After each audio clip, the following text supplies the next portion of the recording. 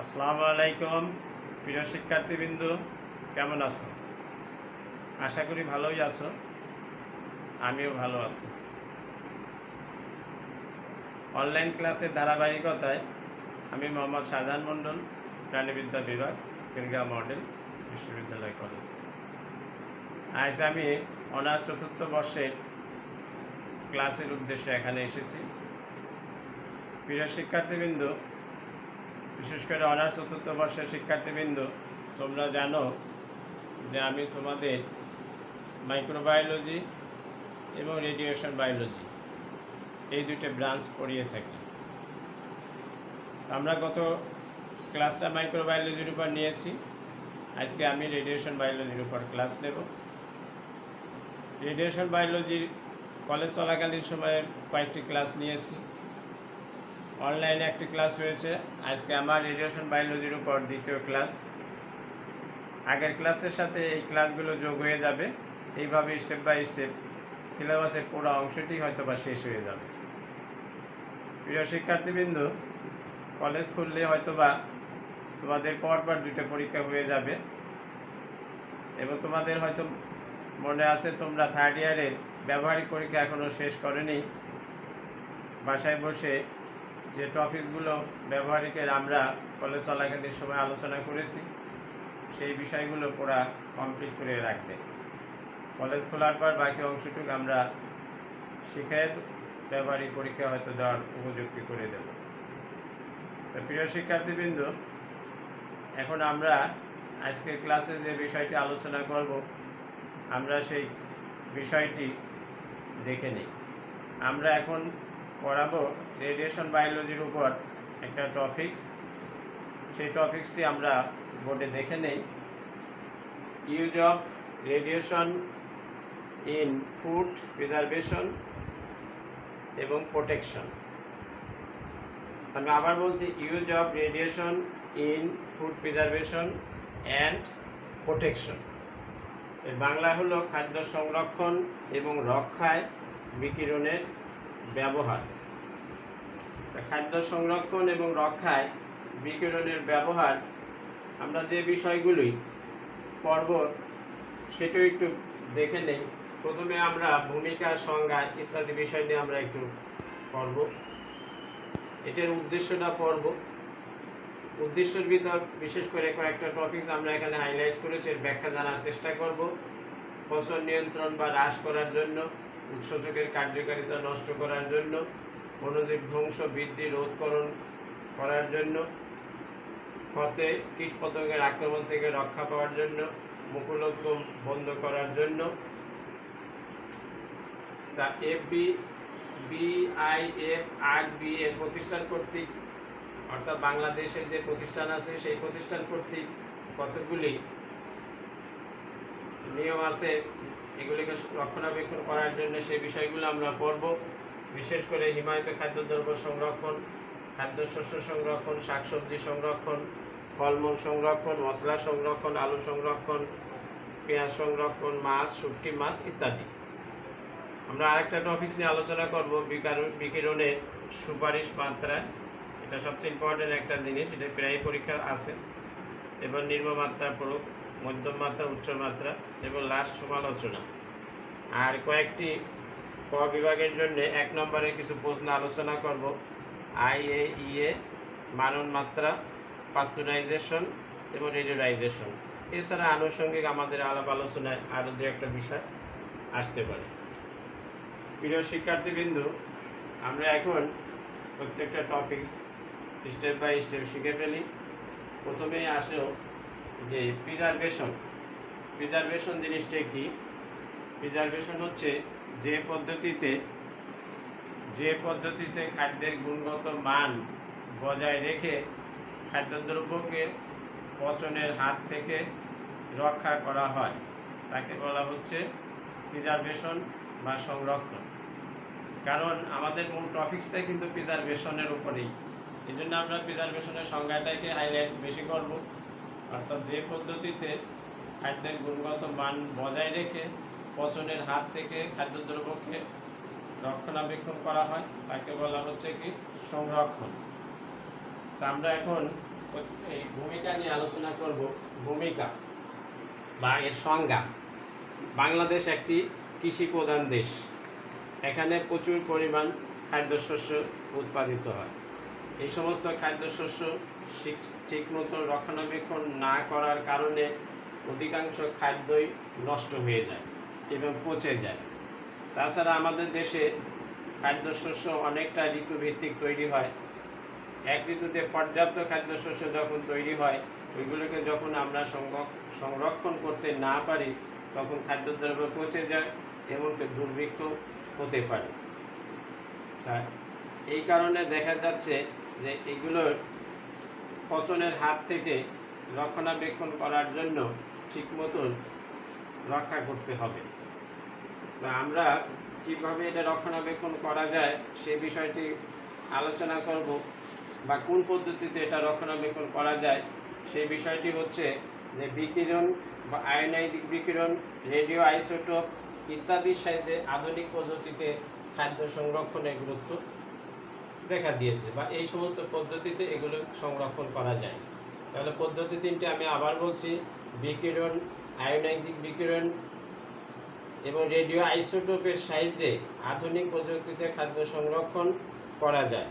এই প্রক্রিয়া যথেষ্ট নিরাপদ এবং কার্যকরী। ফাও এবং হু এই দুটো প্রতিষ্ঠান তেজস্ক্রিয় বিকিরণ ব্যবহারের জন্য একটা স্ট্যান্ডার্ড ভ্যালু নির্ধারণ করেছে। তার মানে হু এবং ফাও এই দুটি প্রতিষ্ঠান তেজস্ক্রিয় বিকিরণ ব্যবহারের জন্য একটা স্ট্যান্ডার্ড ভ্যালু নির্ধারণ করেছে। যে কোনো দেশের সরকার এবং ভোক্তাদের তেজস্ক্রিয়ণ পদ্ধতির গ্রহণযোগ্যতা নিরাপত্তা নিশ্চিত করতে এ ধরনের স্ট্যান্ডার্ড ভ্যালু অত্যন্ত উপকারী। বর্তমানে সারা বিশ্বে খাদ্য সংরক্ষণ ও রক্ষায় তেজস্ক্রিয় বিকিরণ গুরুত্বের সাথে ব্যবহৃত হচ্ছে। তাহলে আমরা মোটামুটি একটা সংজ্ঞা সহ ভূমিকাটা আলোচনা করলাম। এরপরে উদ্দেশ্যটা, খাদ্য সংরক্ষণের উদ্দেশ্য বা কী কারণে আমরা এই খাদ্য সংরক্ষণ করব। প্রথম উদ্দেশ্যটাই হচ্ছে পচন নিয়ন্ত্রণ বা হ্রাস করার জন্য। তা পচন নিয়ন্ত্রণ এবং হ্রাস করার জন্য আমরা খাদ্য সংরক্ষণ করব। এখন এটা আবার তিনটে ভাগে বিভক্ত। একটা হলো দুইটা ভাগে: উৎসেচকের কার্যকারিতা নষ্ট, অণুজীব ধ্বংস বৃদ্ধি রোধকরণ। উৎসেচকের কার্যকারিতা নষ্ট। প্রিয় শিক্ষার্থীবৃন্দু, উৎসেচক জিনিসটা কি বা এনজাইম জিনিসটা কি, এই জিনিসটা বুঝলে আরও ক্লিয়ার হবে। উৎসেচক বা এনজাইম, ইংরাজি নাম এনজাইম, বাংলা হলো উৎসেচক। এনজাইম হচ্ছে আমাদের দেহের ভিতর সবসময় রাসায়নিক বিক্রিয়া চলে, সেগুলো কতগুলি প্রোটিন জাতীয় পদার্থ দ্বারা নিয়ন্ত্রিত হয়। এই প্রোটিন জাতীয় পদার্থটাই হচ্ছে এনজাইম বা উৎসেচক। অল এনজাইম আর প্রোটিন। তাহলে উৎসেচকের কার্যকারিতা নষ্ট করার জন্য, তা উৎসেচকের কার্যকারিতা কিভাবে নষ্ট করা যায়? 0.05 গ্রে মেগা গ্রে মাত্রা তেজস্ক্রিয় রশ্মি বা তেজস্ক্রিয় রশ্মি ব্যবহার করে এই উৎসেচকের কার্যকারিতা নষ্ট করা যায়। প্রিয় শিক্ষার্থীবৃন্দ, আমাদের অনেক কিছু এখানে মুখস্থের উপর রাখতে হবে। বিশেষ করে এই গ্রেগুলো, বিশেষ করে এখানে উৎসেচকের কার্যকারিতা নষ্ট করার জন্য 0.05 মেগা গ্রে তেজস্ক্রিয় রশ্মি প্রয়োগ করে উৎসেচকের কার্যকারিতা নষ্ট করা যায়। পচনকারী উৎসেচকের কার্যকারিতা কমে যাওয়ার ফলে খাদ্যদ্রব্য খাওয়ার উপযোগী থাকে, তবে খাদ্যের গুণগত মান কিছুটা নষ্ট হয়। তার মানে এখানে উৎসেচকের কার্যকারিতা নষ্ট করার ফলে খাদ্য পচন রোধ হবে, খাদ্যের গুণগত মান নষ্ট হবে। কিভাবে এটা নষ্ট করা যাবে? 0.05 মেগা গ্রে তেজস্ক্রিয় রশ্মি প্রয়োগ করে উৎসেচকের কার্যকারিতা নষ্ট করা যায়। এই গ্রেটাই মূল জিনিস, এইটাই মুখস্থ করতে হবে। 2 নম্বরে অণুজীব ধ্বংস এবং বৃদ্ধি রোধকরণ। অণুজীব ধ্বংস এবং বৃদ্ধি রোধকরণ। অণুজীব, প্রিয় শিক্ষার্থীবৃন্দ, আমরা মাইক্রোবায়োলজিতে অণুজীবগুলো শিখেছি, সেখানে অণুজীবের কতগুলো নাম আছে, ব্যাকটেরিয়া, ছত্রাক, ভাইরাস, মোল্ড, এগুলো হচ্ছে অণুজীব। এই অণুজীবগুলিকে ধ্বংস, বৃদ্ধি, রোধকরণ করতে হবে। এখানে আবার 3টা পদ্ধতি আছে। জীবাণু বিষ ক্রিয়া মুক্ত, তা বিজ্ঞানী নিকোলাস অ্যাপার্ট ক্যানিং পদ্ধতিতে খাদ্যদ্রব্য সংরক্ষণের পদ্ধতি আবিষ্কার করেন। এই পদ্ধতিতে 1 থেকে 1.5 কিলোগ্রাম মাত্রার তেজস্ক্রিয় রশ্মির 10 ভাগের 1 ভাগ প্রয়োগ করে অণুজীব ধ্বংস করা যায়। তার মানে 1 থেকে 1.5 কিলোগ্রাম মাত্রার তেজস্ক্রিয় রশ্মির 10 ভাগের 1 ভাগ প্রয়োগ করে ব্যাকটেরিয়ার সংখ্যা হ্রাস বা বৃদ্ধি করা যায়। এতে ব্যাকটেরিয়ার ঘনত্ব বা পরিমাণ অনেকটা কমে যায় এবং খাদ্যদ্রব্য দীর্ঘদিন খাবার উপযোগী থাকবে। এর আরেকটি পয়েন্ট আছে, জীবাণু ধ্বংসকরণের মাধ্যমে। জীবাণু বলতে এখানে মূলত ব্যাকটেরিয়া। এই ব্যাকটেরিয়াগুলোকে ধ্বংস করার জন্য 0.2 থেকে 50 কিলোগ্রাম মাত্রার তেজস্ক্রিয় বিকিরণ প্রয়োগ করা হয়। তার মানে 0.2 থেকে 50 কিলোগ্রাম তেজস্ক্রিয় বিকিরণ প্রয়োগ করে জীবাণু ধ্বংসকরণ করা হয়। এতে খাদ্যের পুষ্টিমান সামান্য পরিমাণে নষ্ট হতে পারে। 3 নম্বর, জীবাণুর সংখ্যা হ্রাসকরণের মাধ্যমে। তা জীবাণুর সংখ্যা হ্রাসকরণের জন্য 0.75 থেকে 2 কিলোগ্রাম তেজস্ক্রিয় রশ্মি প্রয়োগ করে জীবাণুর সংখ্যা হ্রাসকরণ করা যায়। তাহলে অণুজীব ধ্বংস এবং বৃদ্ধি রোধকরণের 3টা পর্যায় হলো, প্রথমে জীবাণু বিষক্রিয়া মুক্ত, জীবাণু ধ্বংসকরণের মাধ্যমে, জীবাণুর সংখ্যা হ্রাসকরণের মাধ্যমে। তাহলে আমরা 3টা পদ্ধতি সংক্ষেপে আলোচনা করেছি। এই 3টা পদ্ধতি মূলত দিয়েছে নিকোলাস অ্যাপার্ট। ফতে কীটপতঙ্গের আক্রমণ থেকে রক্ষা পাওয়ার জন্য, ফতে আমরা লিখেছি কীটপতঙ্গের আক্রমণ থেকে রক্ষা পাওয়ার জন্য। প্রিয় শিক্ষার্থীবৃন্দ, আমরা এখন এই পয়েন্টটা নিয়ে আলোচনা করব যে কীটপতঙ্গের আক্রমণ থেকে রক্ষা।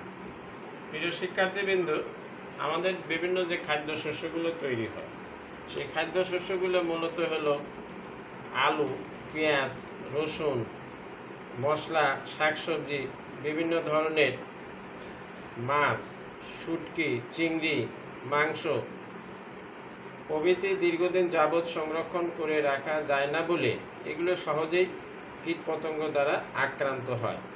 কীটপতঙ্গের আক্রমণ থেকে খাদ্যদ্রব্যকে দীর্ঘস্থায়ীভাবে সংরক্ষণ করে রাখা যায় দমন পদ্ধতির মাধ্যমে।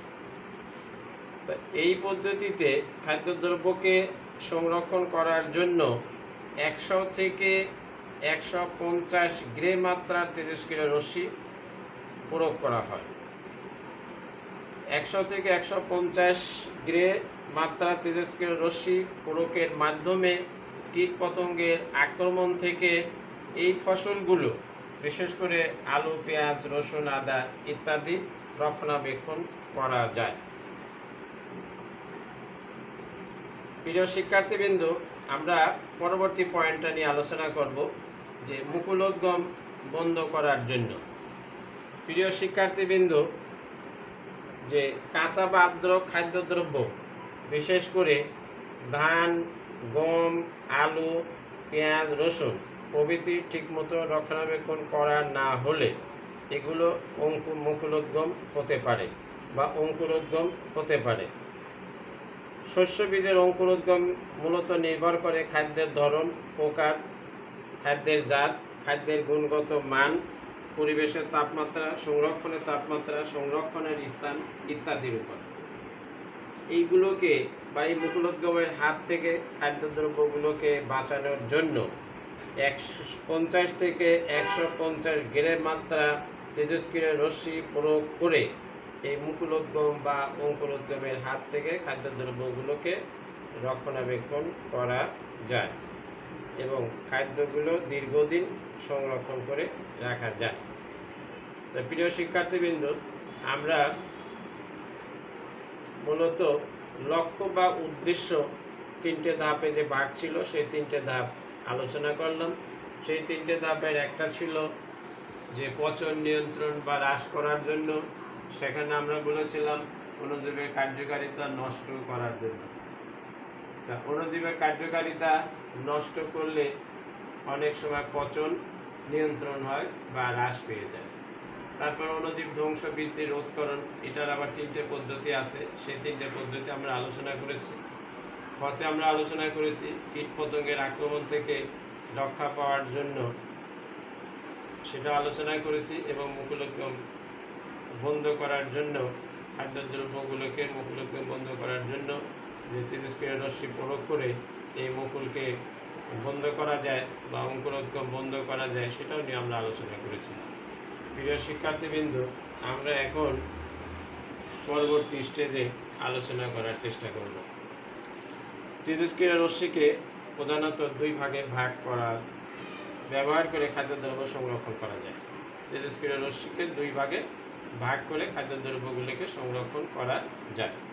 একটা ভাগ হলো গামা রশ্মির ব্যবহার ও ইলেকট্রন প্রবাহ প্রয়োগ। তো 2টা জিনিস, একটা গামা রশ্মির ব্যবহার আর একটা হলো ইলেকট্রন প্রবাহ প্রয়োগ। স্থির বা নরমক্ষম উৎস যেমন কোবাল্ট 60, তারপরে সিজিনিয়াম 137, স্ট্রনসিয়াম 90 প্রভৃতি রেডিও আইসোটোপ ব্যবহার করে ওই ধরনের বিভিন্ন তেজস্ক্রিয় রশ্মি বিচ্ছুরণ করা হয়। বিভিন্ন ধরনের খাদ্যদ্রব্যের গঠন ও রাসায়নিক উপাদানের ভিন্নতা থাকায় এদের সংরক্ষণের জন্য তেজস্ক্রিয় বিকিরণ প্রয়োগের মাত্রা, পরিমাণ এবং হার ভিন্ন হয়। প্রিয় শিক্ষার্থীবৃন্দ, আমরা এখন বাংলাদেশের একটা প্রতিষ্ঠানের আলোকে এই খাদ্যদ্রব্য সংরক্ষণের বিষয়টি আলোচনা করব। তো Bangladesh Institute of Food Radiation Biology, অর্থাৎ Bangladesh Institute of Food Radiation Biology নামক প্রতিষ্ঠান গামা রশ্মি 650 তেজস্ক্রিয়ক স্থাপনের পর তেজস্ক্রিয় বিকিরণের মাধ্যমে খাদ্যদ্রব্য সংরক্ষণ ও জীবাণুমুক্তকরণ করা সম্ভব হয়েছে। নিম্নে বিভিন্ন প্রকার খাদ্যদ্রব্য সংরক্ষণে বিভিন্ন ধরনের রেডিও আইসোটোপ বা তেজস্ক্রিয় বিকিরণের প্রয়োগ সম্পর্কে আলোচনা করা হলো। 1 নম্বরই পয়েন্টটাই হচ্ছে যে হিমায়িত খাদ্যদ্রব্য সংরক্ষণ। আমরা এখন যে বিষয়টি আলোচনা করব যে বাংলাদেশের এই প্রতিষ্ঠানের আলোকে খাদ্যদ্রব্য সংরক্ষণের যে বিষয়টি সেটা আমরা আলোচনা করব। প্রিয় শিক্ষার্থীবৃন্দ, আমরা এখানে আরেকটি বিষয় এই প্রতিষ্ঠান সম্পর্কে বলে রাখি। যা এই ধরনের প্রতিষ্ঠান 41টি দেশে 133টি প্রতিষ্ঠান আছে। বিশেষ করে এই প্রতিষ্ঠানগুলি গামা রশ্মির ব্যবহার করা হয়। এই প্রতিষ্ঠানগুলি বাংলাদেশে আছে 1টি, মালয়েশিয়া আছে 1টি, ভারতে আছে 2টি, আর্জেন্টিনা আছে 3টি, অস্ট্রেলিয়া আছে 3টি, কানাডায় আছে 4টি, ইটালিতে 5টি, রাশিয়ায় 11টি এবং মার্কিন যুক্তরাষ্ট্রে 40টি প্রতিষ্ঠান আছে। তা ভবিষ্যতে এই ধরনের প্রতিষ্ঠান হয়তো বাংলাদেশে আরও বৃদ্ধি পাবে এবং তখন যে সমস্ত খাদ্যদ্রব্য এখন নষ্ট হচ্ছে, ভবিষ্যতে এরকম খাদ্যদ্রব্য আর নষ্ট হবে না, আরও কিছু প্রতিষ্ঠানের সংখ্যা যদি বেড়ে যায়। তাহলে আমরা এই বাংলাদেশ প্রতিষ্ঠান কর্তৃক যে খাদ্যদ্রব্য কীভাবে সংরক্ষণ করা যায় সেই বিষয়গুলো নিয়ে আলোচনা করব। তো এখানে বেশ কিছু পয়েন্ট নিয়ে আমরা এখানে আলোচনা করব। প্রথম যেটা হচ্ছে হিমায়িত খাদ্যদ্রব্য সংরক্ষণ। তো প্রিয় শিক্ষার্থীবৃন্দ, হিমায়িত খাদ্যদ্রব্য সংরক্ষণ এটা মূলত রেডিয়েশন নিউক্লিয়াস ব্যবহারের মাধ্যমে অঙ্কুরোদ্গম টিস্যু নষ্ট করে খাদ্যদ্রব্য সংরক্ষণ করা হয়। এখানে মূলত রেডিয়েশন নিউক্লিয়াস ব্যবহার মাধ্যমে অঙ্কুরোদ্গম টিস্যু নষ্ট করে খাদ্যদ্রব্য সংরক্ষণ করা হয়। এটা আবার 2টা পয়েন্টে ভাগ করা যায়। উচ্চ গতিসম্পন্ন ইলেকট্রন বান্ডেল ব্যবহার করে, তার মানে উচ্চ গতিসম্পন্ন ইলেকট্রন বান্ডেল ব্যবহার করে হিমায়িত খাদ্যদ্রব্য সংরক্ষণ করা যায়। আর একটা হলো বিটা গামা রশ্মির মাধ্যমে খাদ্যের রাসায়নিক পরিবর্তন রোধ করে যে হিমায়িত খাদ্যদ্রব্য সংরক্ষণ করা যায়। এই ক্ষেত্রে যে 5000 থেকে 15000 রেপ তেজস্ক্রিয় মাত্রা প্রয়োগ করা হয়। এই মাত্রা প্রয়োগের ফলে দেখা যায় অঙ্কুরোদ্গম বা মুকুলোদ্গম যেটা আমরা আগে বলেছি সেগুলো রোধ করা যায়। এই পদ্ধতিতে তাপমাত্রা 5 থেকে 7 ডিগ্রি 5 থেকে 7 ডিগ্রি সেন্টিগ্রেড তাপমাত্রার ভিতর রাখা হয়। এই পদ্ধতি প্রয়োগ করে বিশেষ করে 12,000 রেপ ব্যবহার করে আলুকে প্রায় 18 মাস সংরক্ষণ করা যায়। তো প্রিয় শিক্ষার্থীবৃন্দু, আমাদের একটা প্রধান খাদ্যশস্য আলু। এই আলু একটা নির্দিষ্ট সিজনে জন্মে, তাহলে সারা বছর ব্যবহার করার জন্য এই পদ্ধতিতে ব্যবহার করে এই পদ্ধতিতে সংরক্ষণ করে 18 মাস পর্যন্ত সংরক্ষণ করা যায়। তার মানে 1-1.5 বছর প্রায় সংরক্ষণ করে রাখা যায়। প্রিয় শিক্ষার্থীবৃন্দ, আমরা পরবর্তী পয়েন্টে যাই যে খাদ্যশস্য সংরক্ষণ। খাদ্যশস্য কিভাবে সংরক্ষণ করা যায়। আমাদের দেশে ভবিষ্যতের জন্য গুদামজাতকরণ খাদ্যশস্য, বিশেষ করে ধান, গম, ডাল, ছোলা, মাসকলাই, সরিষা, তিল প্রভৃতি ধরনের খাদ্যশস্য জীবাণু কীটপতঙ্গ দ্বারা আক্রান্ত হয়। এই সমস্ত খাদ্যদ্রব্যকে 0.50 কিলোগ্রাম মাত্রা তেজস্ক্রিয় রশ্মি প্রয়োগ করে দীর্ঘদিন সংরক্ষণ করা যায়। তার মানে খাদ্যশস্য সংরক্ষণ করতে গেলে 0.50 কিলোগ্রাম মাত্রা তেজস্ক্রিয় রশ্মি প্রয়োগ করে এগুলোকে সংরক্ষণ করা যায়। প্রিয় শিক্ষার্থীবৃন্দ, এতক্ষণে তোমরা বুঝতে পারছো যে মেইন জিনিসটা হচ্ছে এই তেজস্ক্রিয়র গ্রেটা, যে পরিমাণটা, এই পরিমাণটা এক এক খাদ্যশস্যের জন্য এক এক রকম ব্যবহার করা হয়। এর কম বেশি হলে খাদ্যদ্রব্যের কী হবে, গুণগত মান নষ্ট হবে, খাদ্যদ্রব্য পচে যেতে পারে। এই কারণে এই পয়েন্টটা মুখস্থ করতে হবে।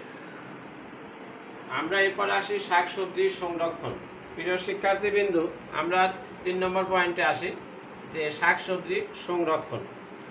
বিভিন্ন জাতের শাকসবজি, বিশেষ করে ফুলকপি, বাঁধাকপি, গাজর, সিম, টমেটো, মূলা, পালং শাক ইত্যাদি ব্যাকটেরিয়া, ছত্রাক এবং পতঙ্গ দ্বারা আক্রান্ত হয় এবং খাদ্যের গুণগত মান বা এদের গুণগত মান, পুষ্টিমান নষ্ট হয়ে যায়। এক্ষেত্রে 0.3 কিলোগ্রাম মাত্রা তেজস্ক্রিয় রশ্মি প্রয়োগ করে দীর্ঘদিন সংরক্ষণ করা যায়। তবে টমেটোর পচন রোধ করার জন্য 0.5 কিলোগ্রাম মাত্রা তেজস্ক্রিয় রশ্মি প্রয়োগ করে এগুলোকে সংরক্ষণ করা যায়। এর পরবর্তী পয়েন্টে আমরা আসি ফলমূল সংরক্ষণ। প্রিয় শিক্ষার্থীবৃন্দ, ফলমূল সংরক্ষণ, এইগুলো ফলমূল সাধারণত দেখা যায় ব্যাকটেরিয়া, মোল্ড, ছত্রাক ইত্যাদি দ্বারা আক্রান্ত হয় এবং এই আক্রান্ত হওয়ার ফলে কি হয়, ফলমূল পচে যায়, নষ্ট হয়ে যায়। তো এগুলোকে সংরক্ষণ করার জন্য বিশেষ করে নরম ফল, নরম ফলের ভিতর কি আছে, কলা, পেঁপে, আম, পেয়ারা 0.35 থেকে 0.75 কিলোগ্রাম মাত্রা তেজস্ক্রিয় রশ্মি প্রয়োগ করে পচন নিয়ন্ত্রণ করা যায়। তার মানে এখানে পচন নিয়ন্ত্রণ করার জন্য নরম ফলের জন্য একরকম, তারপরে ভিটামিন সি জাতীয় ফলের জন্য একরকম, এই গ্রেগুলো মুখস্থ রাখতে হবে। বিশেষ করে নরম ফল, কলা, পেঁপে, পেয়ারা এগুলোকে রক্ষণাবেক্ষণ করার জন্য 0.35 থেকে 0.75 কিলোগ্রাম মাত্রা তেজস্ক্রিয় রশ্মি প্রয়োগ করা হয়। এছাড়া আপেল, নাশপাতি পচন রোধ করার জন্য 0.1 থেকে 0.2 কিলোগ্রাম তেজস্ক্রিয় রশ্মি প্রয়োগ করে এগুলোকে রক্ষণাবেক্ষণ করা হয়।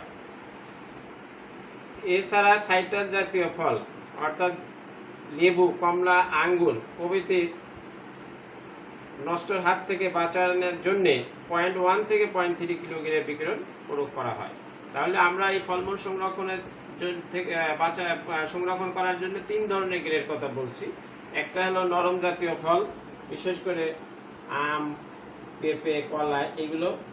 এছাড়া আপেল, নাশপাতির জন্য একটা গ্রে এবং ভিটামিন সি, বিশেষ করে কমলা, লেবু, আঙ্গুর এগুলোকে নষ্ট থেকে 0.1 থেকে 0.3 কিলোগ্রাম বিকিরণ প্রয়োগ করা হয়। মশলা সংরক্ষণ। প্রিয় শিক্ষার্থীবৃন্দ, মশলা সংরক্ষণ আমাদের দেশে বিশেষ করে বিভিন্ন রকম মশলা তৈরি হয়, যেমন আদা, হলুদ, মরিচ, ধনে, জিরা প্রভৃতিকে দীর্ঘদিন সংরক্ষণ করে রাখার জন্য 0.5 থেকে 1 কিলোগ্রাম মাত্রা বিকিরণ প্রয়োগ করা হয়। তাহলে মশলা সংরক্ষণ করার জন্য 0.5 থেকে 1 কিলোগ্রাম মাত্রা বিকিরণ প্রয়োগ করা হয়। ফলে কীট পতঙ্গ জীবাণু আক্রমণ করতে পারে না। এরপরে আসো প্রিয় শিক্ষার্থীবৃন্দ, আলু সংরক্ষণ। আলুর কথাটা আমরা প্রথমেই বলেছি হিমায়িত খাদ্যদ্রব্য সংরক্ষণ, তারপরে আমরা এখানে আলাদা একটা পয়েন্টে আলু সংরক্ষণের কথা লিখেছি। আর আমরা প্রথম দিকে যেটা বলেছি এগুলো তো মূলত হিমাগারে সংরক্ষণ। তাহলে এখানে হিমাগার ছাড়া প্রথম যেটা বলেছিলাম সেটা হলো হিমাগারে সংরক্ষণ, আলু সংরক্ষণের কথা বলেছি।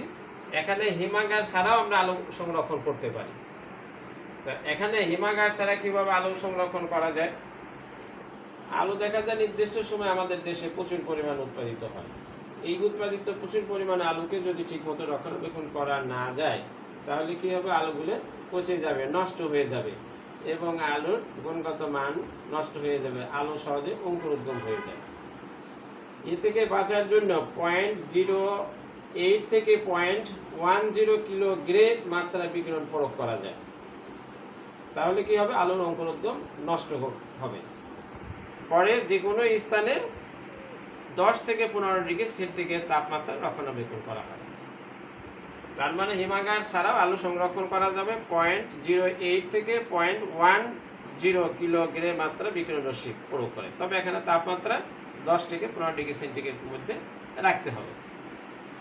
এরপরে আমরা আরেকটি আলোচনা করব পেঁয়াজ সংরক্ষণ। পেঁয়াজ সংরক্ষণ, প্রিয় শিক্ষার্থীবৃন্দ, উৎপাদিত পেঁয়াজ এগুলোকে দীর্ঘদিন সংরক্ষণ করে রাখার প্রয়োজন হয়। মাঝে মাঝে দেখা যায়, বিশেষ করে এবছরই অনেক পেঁয়াজ নষ্ট হয়ে গিয়েছে। বিশেষ করে পর্যাপ্ত বৃষ্টি হলে অনেক সময় পেঁয়াজ নষ্ট হয়ে যায়, বিশেষ করে খেতে থাকা অবস্থায়। এই পেঁয়াজগুলোকে দীর্ঘদিন সংরক্ষণ করে রাখার জন্য অথবা পেঁয়াজ যাতে অঙ্কুরোদ্গম না হয় বা মুকুলোদ্গম না হয়, এ থেকে রক্ষার জন্য 0.06 থেকে 0.08 কিলোগ্রাম মাত্রা তেজস্ক্রিয় রশ্মি প্রয়োগ করা হয়। এতে দেখা যাচ্ছে যে পেঁয়াজ ঠিক মতন সংরক্ষিত থাকবে এবং অনেক দিন পর্যন্ত রাখা যাবে। এই একই পদ্ধতিতে বা একই নিয়মে একই গ্রে প্রয়োগ করে আদা এবং রসুনকেও অনেক দিন সংরক্ষণ করা যায়। এরপরে আমরা মাছ সংরক্ষণ কিভাবে করা হয় সেটা আমরা জানার চেষ্টা করব। প্রিয় শিক্ষার্থীবৃন্দ, অন্যান্য খাদ্যদ্রব্যের তুলনায় মাছ অতি দ্রুত পচে যায়।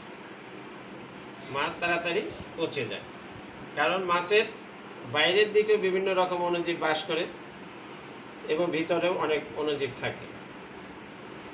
তেজস্ক্রিয় রশ্মি প্রয়োগ করে বিশেষ করে চর্বিযুক্ত মাছ, বিশেষ কড মাছ 0.46 m রেড বিকিরণ প্রয়োগ করে দীর্ঘদিন সংরক্ষণ করা যায়। বাটার ফিশকে 0.25 m রেড তেজস্ক্রিয় বিকিরণ প্রয়োগ করে দীর্ঘদিন সংরক্ষণ করা যায়। অন্যান্য মাছ, বিশেষ করে শেলফিশ, অন্যান্য জাতের মাছের ক্ষেত্রে অ্যান্টিবায়োটিক বিকিরণ ব্যবহার করা হয়। এক্ষেত্রেও দীর্ঘদিন মাছ ভালো থাকে, তবে অ্যান্টিবায়োটিকের ব্যবহার গ্রহণযোগ্য নয়। মাছের দেহের ব্যাকটেরিয়ার ঘনত্ব কমানোর জন্য এই তেজস্ক্রিয় রশ্মি ব্যবহার করা হয়। তাতে দেখা যায় মাছ অনেকদিন সুরক্ষিত থাকে। অপর এক পরীক্ষায় দেখা গেছে যে তেজস্ক্রিয় বিকিরণে 2 কিলোগ্রাম মাত্রা প্রয়োগ করে কাঁচা ও তাজা মাছের নিরাপদ সময় বহুগুণ বৃদ্ধি করা যায়। বিকিরণের মাধ্যমে সংরক্ষিত মাছ স্বাদে গন্ধে খাদ্য মানে অপরিবর্তিত থাকে। তার মানে বিকিরণের মাধ্যমে যে খাদ্যদ্রব্য মাছগুলো সংরক্ষণ করা হয় তা দেখা যায় স্বাদে গুণে মানে অপরিবর্তিত থাকে।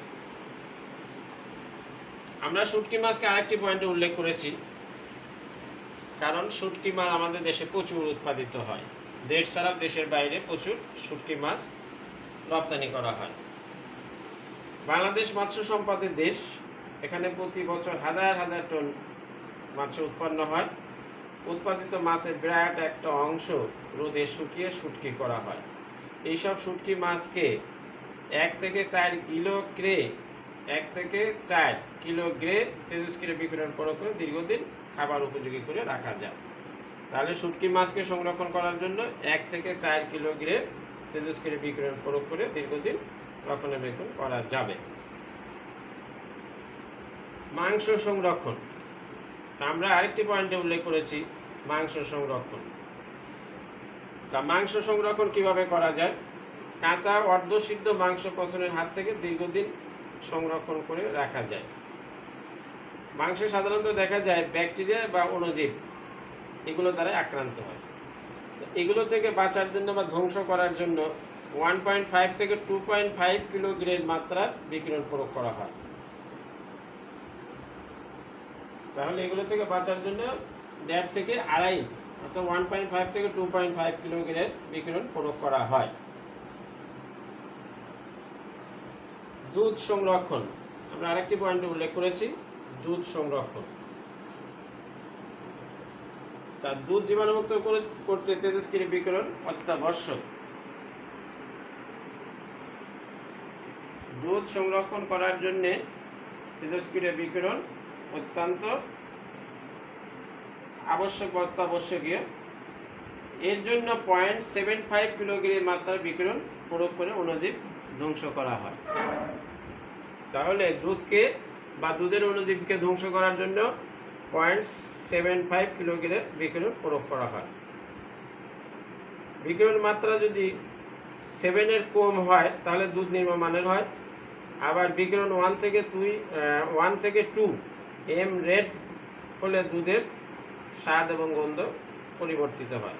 তার মানে যে মাত্রার কথা আমরা বললাম এর থেকে যদি কম হয় অথবা বেশি হয় তাহলে দেখা যাবে যে দুধের স্বাদ গন্ধ পরিবর্তন হয়ে যাবে। তো এখানে আমাদের একটা ছোট্ট একটা প্রশ্ন আছে, যদি এটা আমরা পরে আলোচনা করব। তেজস্ক্রিয় বিকিরণের মাধ্যমে দুধ জীবাণুমুক্তকরণের প্রক্রিয়াকে বলা হয় পাস্তুরাইজেশন। এছাড়া আরো অনেক উপাদান আছে যেগুলো আমরা একটা পয়েন্টে হয়তো বা ব্যাখ্যা দেবো। এছাড়াও অন্যান্য দ্রব্য সংরক্ষণ, অন্যান্য দ্রব্যের ভিতর বিশেষ করে পানীয় জাতীয় যেমন মদ, বিয়ার, ব্র্যান্ডি, হুইস্কি ইত্যাদি দীর্ঘদিন সংরক্ষণ করে রাখা যায়। তার মানে কি, এই যে মদ, বিয়ার, ব্র্যান্ডি, হুইস্কি তেজস্ক্রিয় রশ্মি প্রয়োগ করে দীর্ঘদিন সংরক্ষণ করে রাখা যায়।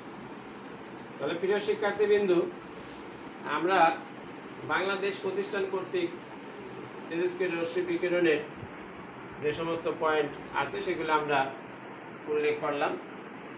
এরপরে আমাদের যে বিকিরণের সুপারিশ মাত্রা এবং এর সমালোচনা আর সচেতনতা এই বিষয়গুলো আমরা এই পরবর্তী স্টেজে পড়ব।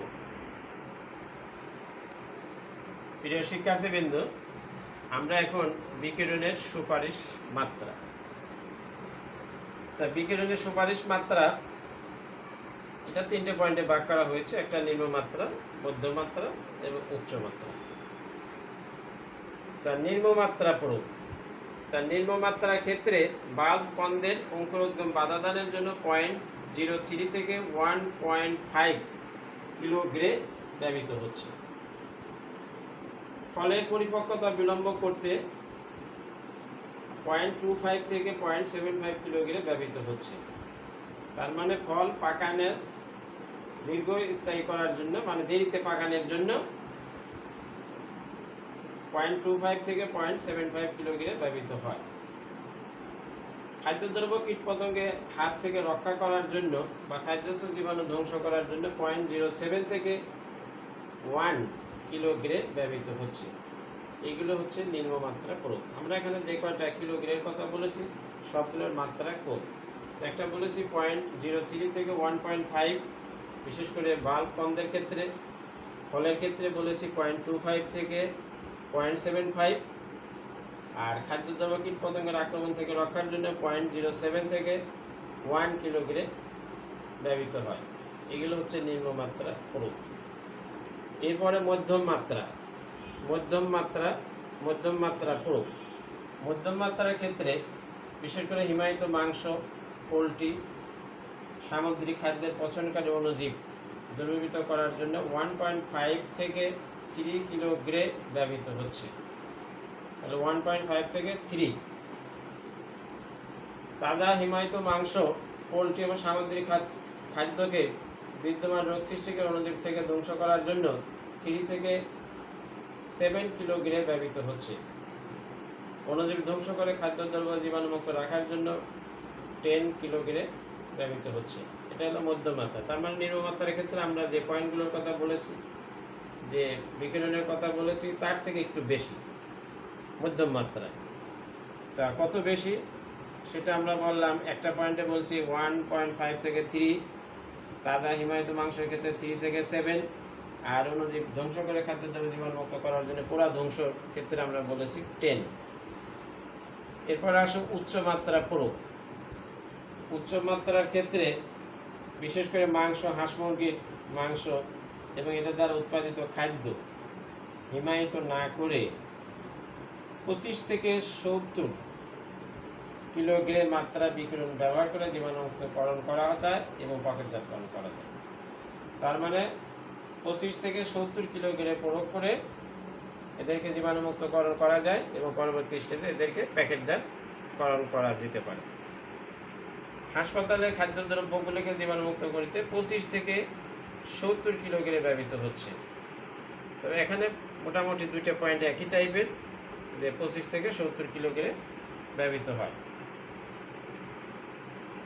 তবে বিকিরণ প্রয়োগের উপযুক্ত মাত্রা FDA ও বিকিরণ প্রয়োগ মাত্রা নিয়ন্ত্রণের জন্য বিশ্বের অন্যান্য প্রতিষ্ঠানগুলো কর্তৃক অনুমোদিত। তাহলে এই মাত্রাগুলো নির্ভর করে FDA ও বিকিরণ প্রয়োগ মাত্রা নিয়ন্ত্রণের যে প্রতিষ্ঠানগুলো আছে সেই প্রতিষ্ঠানগুলো নির্ধারণ করে দেয়। এখন আমরা সমালোচনা এবং সচেতনতা, অর্থাৎ খাদ্য তেজস্ক্রিয়করণের সমালোচনা ও সচেতনতা সম্পর্কে আমরা একটু আলোচনা করব।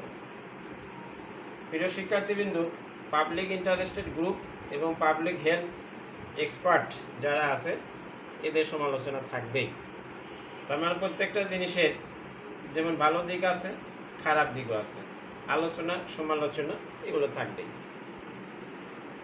এরকম জীববিজ্ঞানের অনেক পয়েন্টে আমরা দেখেছি যে কিছু উপকারী দিক যেমন আছে, ক্ষতিকর সাইডটাও আছে, আলোচনা আছে, সমালোচনা আছে। বিশেষ করে আমরা ডারউইনের মতবাদের ক্ষেত্রে দেখেছি, থার্ড ইয়ার ম্যালথাসের থিওরির ক্ষেত্রে দেখেছি, ল্যামার্কের মতবাদের ক্ষেত্রে দেখেছি সমালোচনা। তো আমরা এখানে যে জিনিসটা পড়তেছি যে বিকিরণের রেডিয়েশনের ক্ষেত্রেও এই আলোচনা সমালোচনা এটা থাকবেই।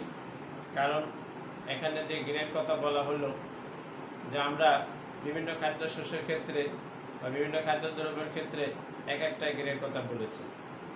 তা আমাদের এগুলো যদি সতর্কভাবে এই মাত্রাগুলোর ঠিক মতন ব্যবহার না করে, এর কম অথবা বেশি করে, তবে খাদ্যদ্রব্যগুলো নষ্ট হয়ে যাবে, পচে যাবে, ধ্বংস হয়ে যাবে। অনেক সময় দেখা যায় উপকারী ব্যাকটেরিয়া ক্ষতিকর ব্যাকটেরিয়া মারতে গিয়ে উপকারী ব্যাকটেরিয়াই মরে যেতে পারে। তো এই বিভিন্ন সমালোচনা আছে, থাকবে। আমরা কতগুলো সমালোচনার উল্লেখ করব এখানে। বিশেষ করে খাদ্য সমালোচনার ক্ষেত্রে 1 নম্বর পয়েন্ট আমরা বলতে পারি যে খাদ্য বাহ্যিকভাবে সতেজ থাকলেও এর ভিতরে অনেক সময় পচন ধরে। তার মানে বাইরের থেকে মনে হবে খাদ্য ভালো আছে, আসলে ভিতরে পচে যায়। খাদ্যের প্রাকৃতিক শক্তি নষ্ট হয়, খাদ্যের প্রাকৃতিক শক্তি নষ্ট হয়ে যেতে পারে। তারপরে খাদ্যের স্বাদ নষ্ট হয়। অনেক সময় উপকারী ব্যাকটেরিয়া ধ্বংস করে ক্ষতিকর ব্যাকটেরিয়া ত্বরান্বিত হয়। তার মানে দেখা যাচ্ছে যে ক্ষতিকর ব্যাকটেরিয়া না মরে উপকারী ব্যাকটেরিয়া মারা যাচ্ছে। তারপরে কি হতে পারে, খাদ্যের বিষ সম্পূর্ণরূপে নিঃশেষ হয় না। বিশেষ করে ব্যাকটেরিয়ার বিষ সম্পূর্ণরূপে নিঃশেষ হয় না, খাদ্য অনেক সময় উপস্থিত থেকে যায়। তার মানে ব্যাকটেরিয়া সম্পূর্ণরূপে ধ্বংস হয় না, এর নির্যাস বা কিছুটা থেকে যায়। খাদ্যের রাসায়নিক খাদ্য উপাদানের রাসায়নিক উপাদানের পরিবর্তনের কারণে অনেক সময় দেখা যায় যে খাদ্য ভোক্তাদের জন্য এটা ক্ষতিকর। তার মানে কি, এই কাজগুলো করতে যায় যে খাদ্যের যে উপাদানগুলো আছে এই উপাদানগুলোর পরিবর্তন হয়ে যায়। তাই পরিবর্তন হইলে কি হবে, ভোক্তাদের জন্য ক্ষতিকর হয়ে যায়। অনেক সময় অপ্রয়োজনীয় ক্ষেত্রে তেজস্ক্রিয়ণকরণ করা হয়। তার মানে দেখা যায় প্রয়োজন নাই, তারপরেই জিনিসগুলো করা হয়। এই গ্রেড বা রশ্মিগুলো, বিকিরণ রশ্মিগুলো প্রয়োগ করা হয়। তো প্রিয় শিক্ষার্থীবৃন্দ, আমার একটা পরামর্শ হচ্ছে যে তোমরা এই চ্যাপ্টারটা পড়ার আগে আমরা যে বিকিরণের উৎসগুলো পড়ছিলাম বা কলেজ চলাকালীন সময় এই উৎসগুলো আর একটু আগে দেখে নেবে। কারণ ওখানে এই বিকিরণের মূল উৎসটা আমরা বলেছিলাম যে সূর্যের আলো। তো দেখা যাচ্ছে যে প্রয়োজন নাই, তারপরেও এই রশ্মি বা আমরা যে মাত্রাগুলো বলেছি এই মাত্রাগুলো কম বা বেশি প্রয়োগ করে খাদ্যদ্রব্যগুলোকে সংরক্ষণ করতে যখনই যাবে তখনই কি হবে, এই যে ক্ষতিকর সাইডটা বললাম এটা হতে পারে। প্রিয় শিক্ষার্থীবৃন্দ, জীবজগতের উপর এর বিরূপ প্রভাব নিয়ে বিশ্বব্যাপী 60 বছরের অধিক সময় নিয়ে গবেষণা চলছে। গবেষণালব্ধ ফলাফল অনুযায়ী খাদ্য তেজস্ক্রিয়করণে জীবদেহে নিম্নলিখিত প্রভাব পড়ছে। তার মানে বিজ্ঞানীরা এই বিষয়ের উপর গবেষণা করে আরও কিছু ক্ষতিকর সাইডটা পেয়েছে। এই গবেষণাটা একদিন দুই দিন নয়, বিগত 60 বছর ধরে গবেষণা করছে। বিশেষ করে দক্ষিণ এশিয়া অপুষ্টি শিশুদের জন্য পলিপ্লয়েড সৃষ্টি হচ্ছে। পলিপ্লয়েড জিনিসটা এটা থার্ড ইয়ারে আছে। পলিপ্লয়েড হলো সাধারণত আমরা ট্রিপ্লয়েড ভ্রূণকোষ সৃষ্টি হয়। ট্রিপ্লয়েড ভ্রূণকোষ সৃষ্টি হলে বিশেষ করে অনেক সময় বাচ্চাগুলো অস্বাভাবিক, অনেক বড় দেখা যায়।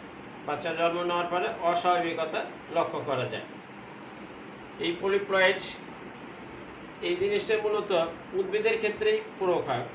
অনেক সময় দেখা যাচ্ছে যে হাইব্রিডের মাধ্যমে যে জিনিসগুলো তৈরি হয়, বিশেষ করে পলিপ্লয়েড দেখা যায় উদ্ভিদের অনেক সময় বড় হয়, কিন্তু দেখা যায় প্রাণীর ক্ষেত্রে এই প্রয়োগগুলো নাই, বা হইলেও এটা কি হবে, বাচ্চা অনেক সময় বড় হয়ে যাবে।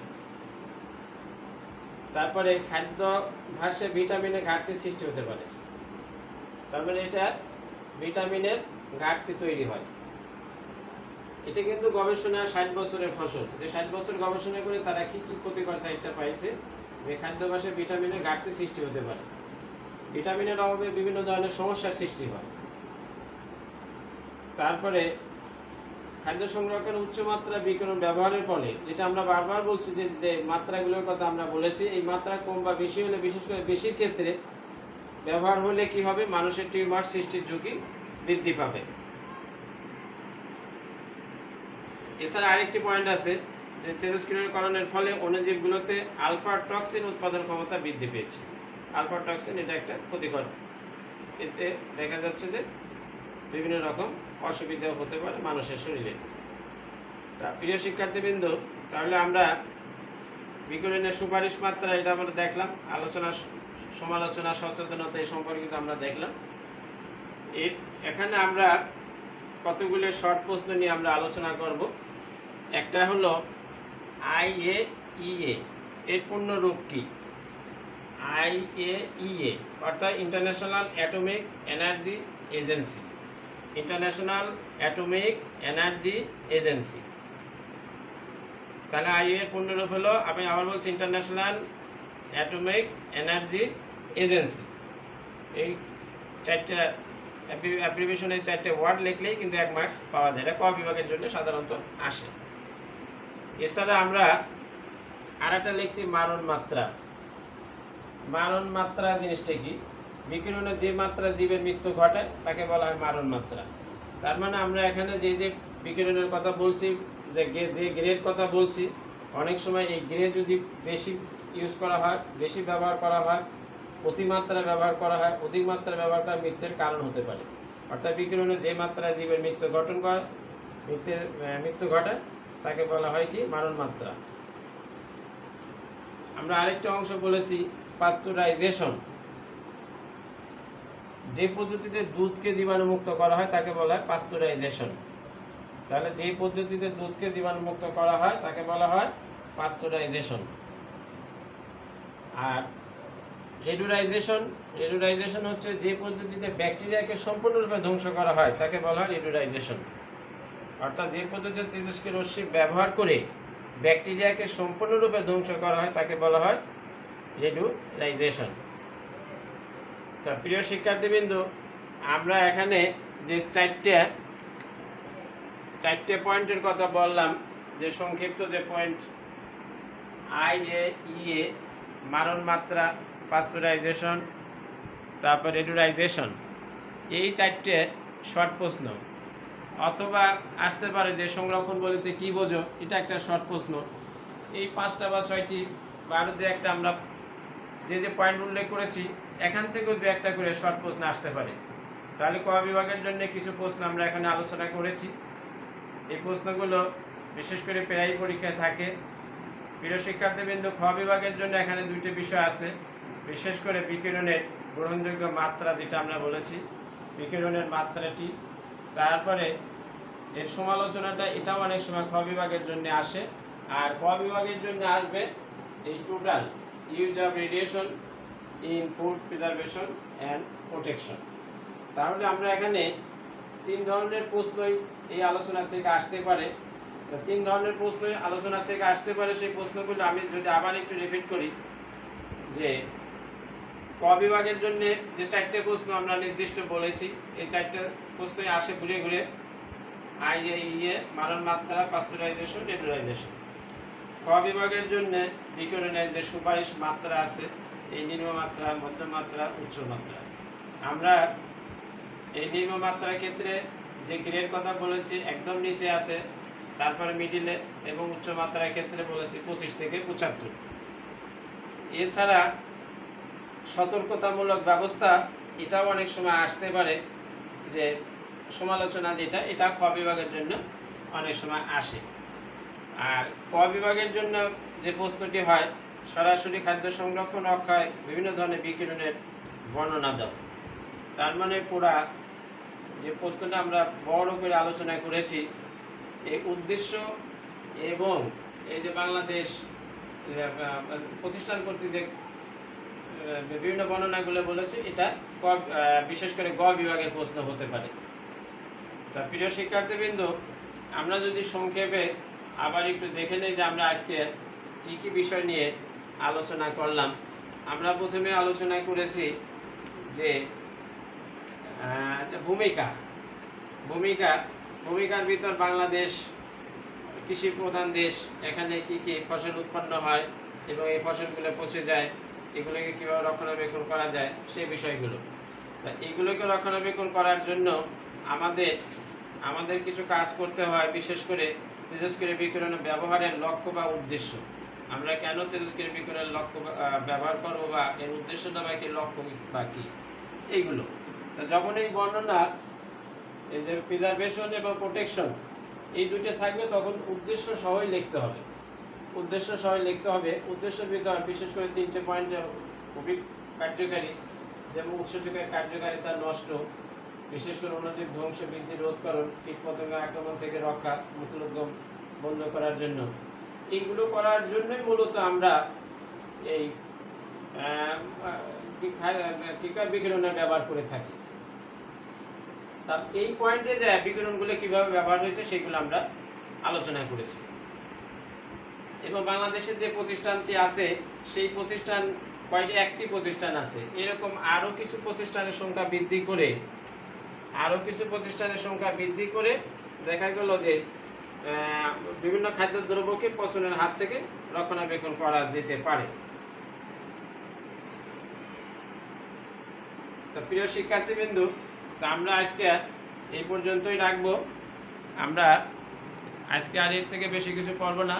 তো এই পড়ার থেকে যে জিনিসটা আমার কাছে মনে হয়েছে, তোমাদের কাছে এটা মনে হবে যে এখানে যে গ্রেগুলোর কথা আমরা বলেছি, যেমন মাছ সংরক্ষণের জন্য একটা গ্রের কথা বলেছি, আলু সংরক্ষণের জন্য আমরা আরেকটা গ্রের কথা বলেছি, তারপরে মাংস সংরক্ষণের জন্য যে গ্রের কথা বলেছি, এই জিনিসগুলো মানে বোঝার কিছু নেই, এটা মুখস্থ করে রাখতে হয়। এই জিনিসটা মুখস্থ করবে এবং ছোট ছোট প্রশ্ন যেগুলো বলেছে সেগুলো পড়বে। ক বিভাগের জন্য কিছু প্রশ্ন বলেছি সেটা পড়বে, আর এই পয়েন্টগুলো উল্লেখ করে এটা সুন্দরভাবে গোছায় এটা পড়বে। এইটা 1 বছর পর পরই সাধারণত দেখা যায় পরীক্ষায় আসে। তা আমরা আগামী ক্লাসে হয়তো বায়োলজিক্যাল হ্যাজার্ডসের উপর আমরা একটু পড়ব। তা প্রিয় শিক্ষার্থীবৃন্দ, আজকে আমরা এই পর্যন্তই রাখি। তো তোমরা ভালো থাকো, সুস্থ থাকো, ঘরে থাকবে, প্রয়োজনীয় স্বাস্থ্যবিধি মেনে চলবে। আল্লাহ হাফেজ।